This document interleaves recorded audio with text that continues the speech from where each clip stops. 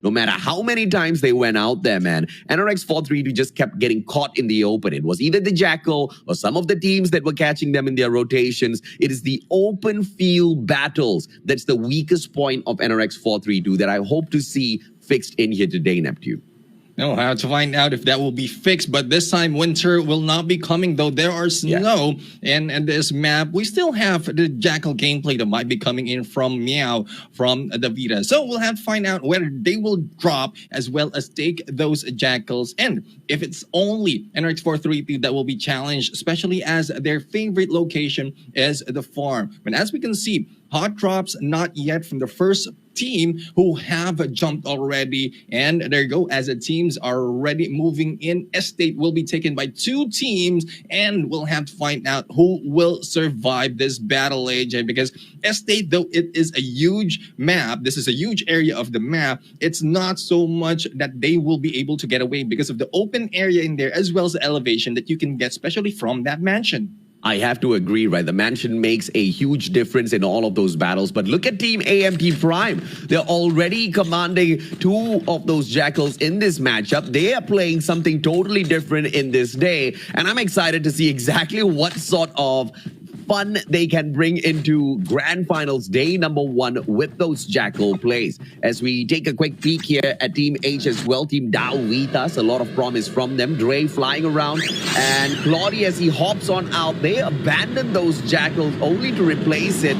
Now, I don't really know exactly what is the plan here from Almighty Prime, but it seems to be a little bit of a curious one. They're parking it all.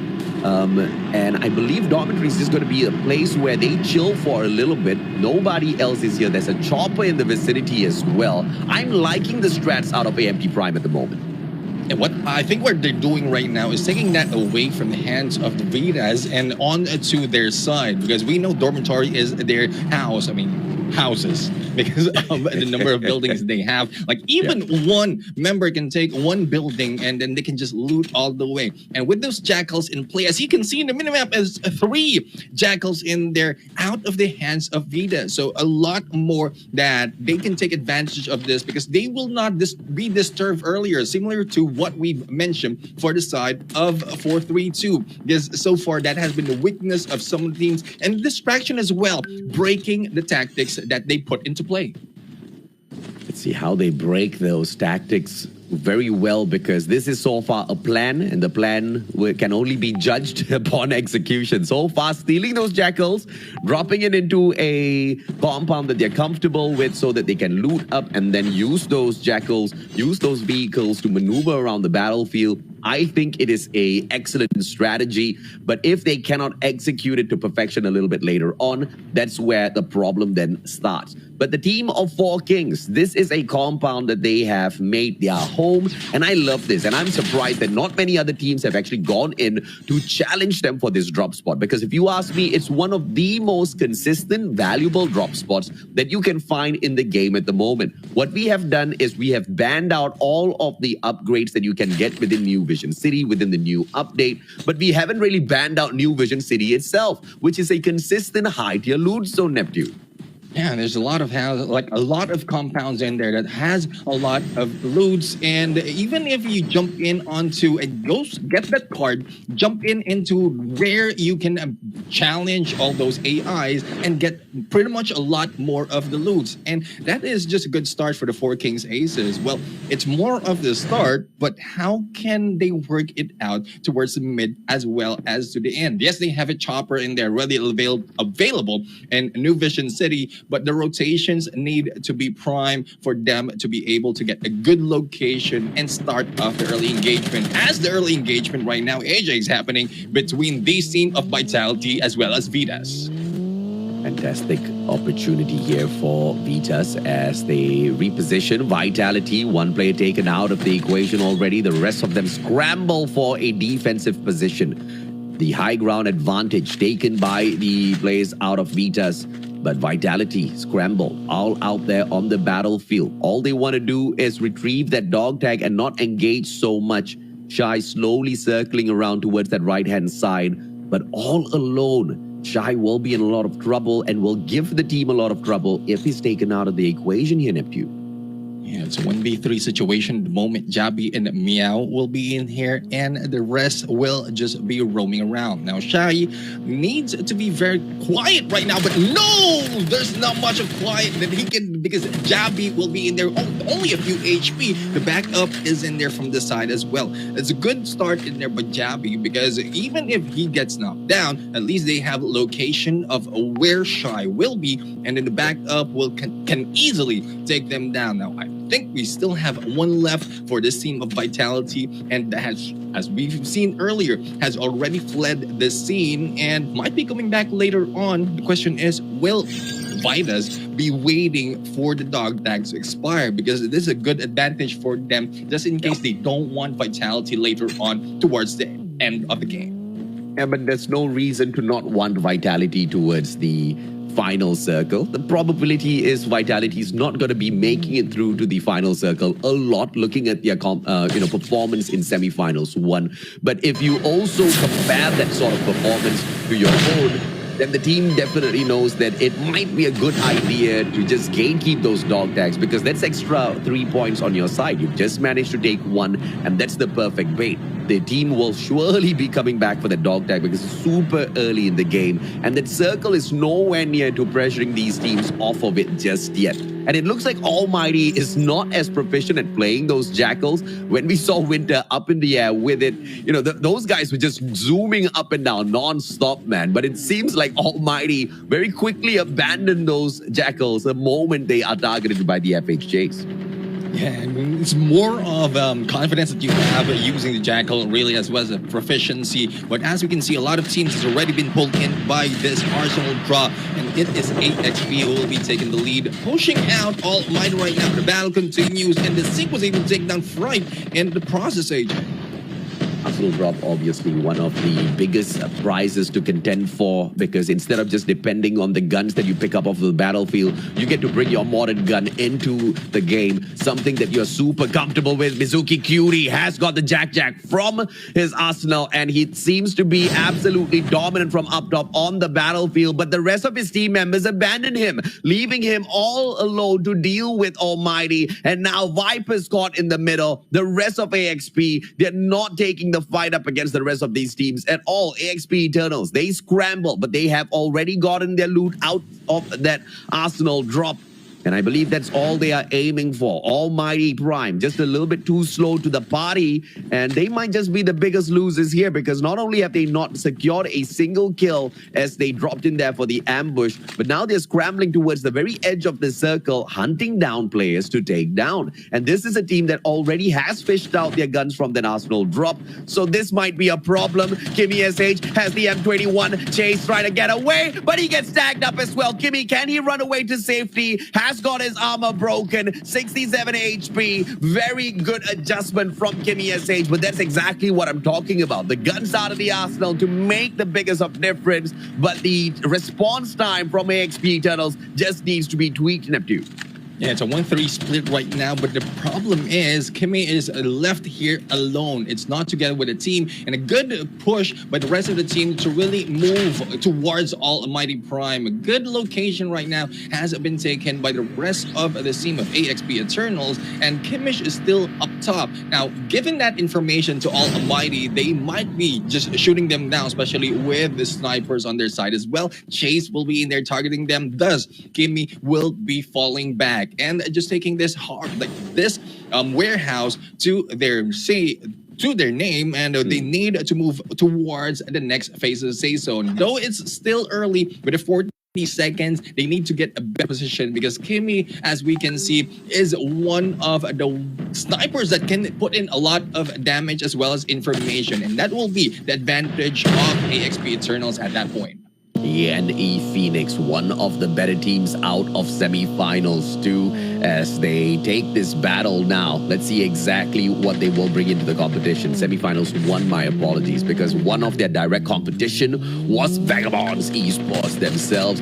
And although they did manage to scrap away that second spot, they could not hold a candle to the performance of Vagabonds Esports. Vagabonds Esports ended the competition with more than 100-point lead over Team ENE Phoenix, but that's something they can change in here today. Burn gets taken out by the all players from the side of Four Kings, I believe. Ainra with a off-screen shot down onto Merc. VVV, they want a lot from this equation, and they are out for the hunt. ENE Phoenix, they are in a lot of trouble here, Neptune.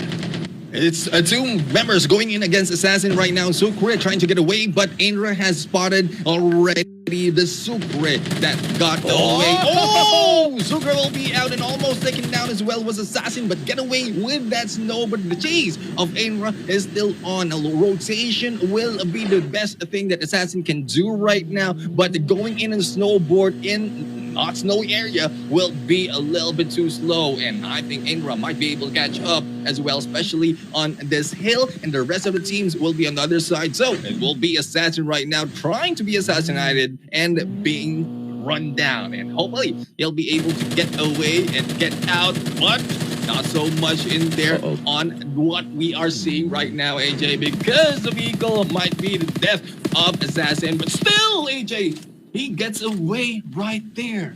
Yeah, premature shots coming through from Dre. He had the opportunity to just run Assassin down, but he allowed him to get away instead. And you got to respect the movements out of the snowboard play by Assassin, man. He truly is an assassin, but what he also is that does not be, that's not told in his IGN is a survivor. And Dre misses Assassin by a mile, but hops on out. PPSH this time round does not miss. ENE Phoenix, they've been damaged already. They've lost one of their top players, but his dog tag out there on the battlefield with a single survivor just means that ENE Phoenix can still make a comeback in this matchup before it's too late, Neptune. Yeah, and he was buying time in there, and a lot of time has been spent in there by the Conquerors to chase him, and that's enough for him to get the dog tags back. But as we can see, the safe zone right now, it is one team who is taking the lead. It is Vagabonds Esports right now taking the lead into the safe zone, and this is not looking good for the rest of the team, because once Vagabonds Esports is in there, especially in the start of closing of this phase, and they might be targeting and gunning down those who are trying to enter. Big fight as NRX 420 takes on the Four Kings. We see knocks coming through from both squads. No wipes just yet. Vagabonds Nomads on the other hand. As Travis knocks down Jabi, Ryujin shuts him out of the equation. No chip upgrade terminal struck yet by the players of 420. NRX 420 on the other hand going to town with the Four Kings. Instinct taken out of the equation. All thanks to Bobby. Help M4 LMG combination with the M21. Long range engagement guns. Both that M4 LMG the current meta as it runs its battle course out there on the battlefield, and Bobby using it to perfection. Raygun, he got knocked down a little bit earlier on, but he managed to find a little bit of adjustments. Almighty Prime, on the other hand, engages with NRX 432. Once again, open ground battle. This is not a good spot for NRX 432. We've seen them lose those fights so many a times. Halo dropped down, Chase strikes, and GB, they move on in for the finisher as they circle around from the back. But Joko, he has got that high ground advantage, which he lets go of and now puts himself at a disadvantage. Almighty Dre, on the other hand, hopping up onto a boulder, has got Joko in his eyes, and the onslaught from the Almighty Prime squad does not stop. It does not slow down.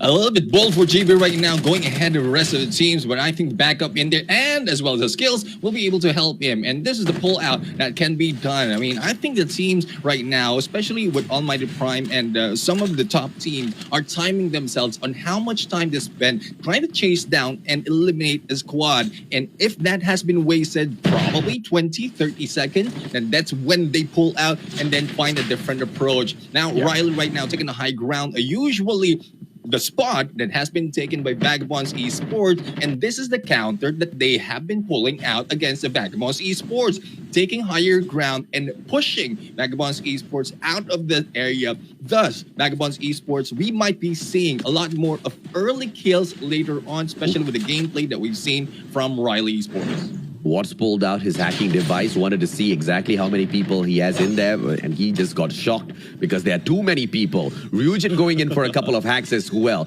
A lot of players are going to be disabled in this next circle, and I believe a biggest recipient of all of those hacks would be AXP Kratos. None of their players now have that information, and they go into the defensive. They pop those smokes around them. Nobody's going to be able to snipe them from afar. Nobody's going to be able to spray them down from afar. They have to wait for those teams to make that mistake. And AXP Eternals, I have to say, sorry, AXP Kratos, I have to say, that was a good adjustment, making use of their smokes to play the defensive game the moment they got hacked up instead of just running into their deaths, Neptune.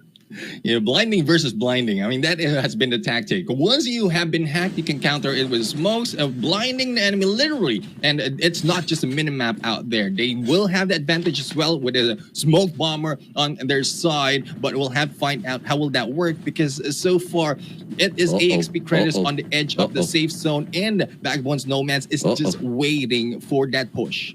We are missing a lot of the engagements out there on the battlefield, and those are big fights. NRX 420 as well as the Four Kings, both under fire. Four Kings now. Dre has got the strike, but from the backline, what a backstab! He manages to take out the Four Kings from the equation. Question is, do we have any other survivors from the squad? Merc is gonna bleed out outside of the circle. Dre runs through. He needs a couple of extra golden mods for himself. Chase from afar. Clyde, opportunity, and Chase has got him numbered already. The rest of Almighty Prime trying to take advantage of the situation. NRX 420 still alive and kicking, and HGE just beyond the horizon. Almighty wants them all.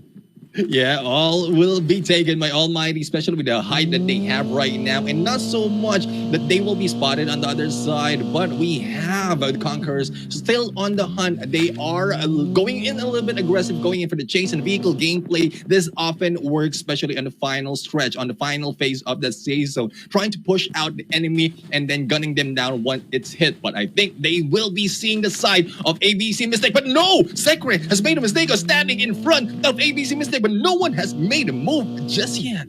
Nobody just yet. And ABC, they know exactly what's in store for them. Annihilation if they make the wrong move. So they have to play this patiently. Almighty Prime, on the other hand, trying to tag up the vehicle of AXP Eternals. And it's on fire already. But the AXP Eternal squad hops on out of the vehicle. But they use it to perfection, finding a better defensive position for themselves. Almighty Prime, on the other hand, continues to go to town with all of the players out there on the battlefield. 9 slays so far. They're not slowing down. But this is such a risky position to hold on to, as all of the other teams are going on through this particular circle, looking for a good compound to work with defensively. Almighty Prime standing out in the open, picking knock after knock, kill after kill, but there's a timer on that aggression. You are going to be snuffed out if you stay out in the open, Neptune.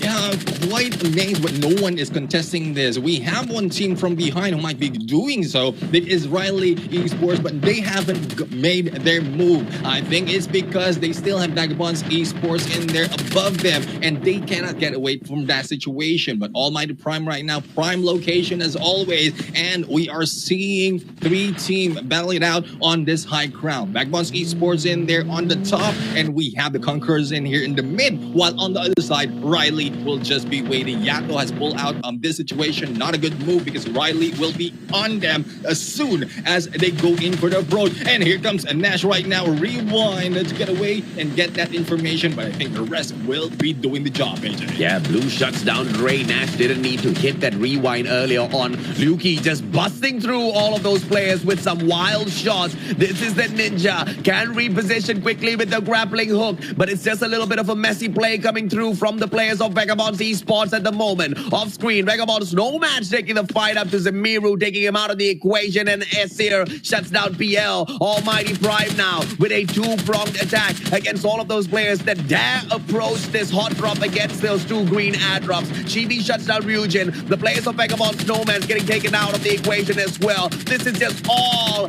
out chaos, Neptune. 16 more players. Make that 14. Left from 4. Make 5 different squads. And Almighty is just shooting all around, but they need to face the teams up front because the safe zone will be moving in. Vagabonds Esports still have the high ground. Snowboard on them. They will be going for the rush right now. And backstab coming in from Nash AJ. It might be a complete squad wipe, but there goes the pull out by Nash. And still in front right now. Will still challenge the Almighty Prime AJ. Almighty Prime didn't know what to expect earlier on, but Nash, he's almost losing his armor already. He's just playing the aggressive fight. He wants to take the kills. Is this a good move? Dre needs to turn around. He doesn't. Nash eats him up. And Vagabonds Esports, Nash alone, playing all of the role of slaying out the players of Almighty Prime. Right in front of him now, Riley Esports, the nemesis that Vagabonds Esports has made from the semifinals 1 out here to finish them up as well. Nash knows exactly where Kotaro is. Kotaro, there's no hiding for him. Pops out a quick smoke, blocks out the vision from the left-hand side, but Nash has his third eye open. He continues going in for those shots. The Odin just putting up a little bit too much of pressure. Snowball from the left-hand side. Kotaro still in his eye. Hits that rewind. Kotaro hasn't responded yet, Neptune. Yeah, he was just hanging back, armoring up and popping that smoke, and it's a good plan by Kotaro right now. All he has to do is just to get away, but there's no getting away. Oh no, Nash is in there, who went for the rewind, might be the next target right now, but going into 360, and Kotaro with his life still not making it. Nash in there taking the kill, and the slayer of Vagabonds Esports clutching this. Oh, so clutching it indeed, man. We talked about the third eye of Vagabonds Esports so many times in the past, and you saw the third eye in action once again. There was no matter where Kotaro hid, there was no point of him hiding at all. Nash knew his position every single moment of that matchup, and yes, you could pin that particular action on the fact that he has so much of experience playing Battle Royale in Call of Duty Mobile from the inception of it. This guy was an absolute slayer in that final circle, and he single-handedly took the fight to Almighty Prime, who almost dominated this lobby, Neptune. If Almighty Prime wasn't snuffed out by Nash with that backstab, things could have been so different in the final circle. Imagine taking them out back and forth, and that is where we see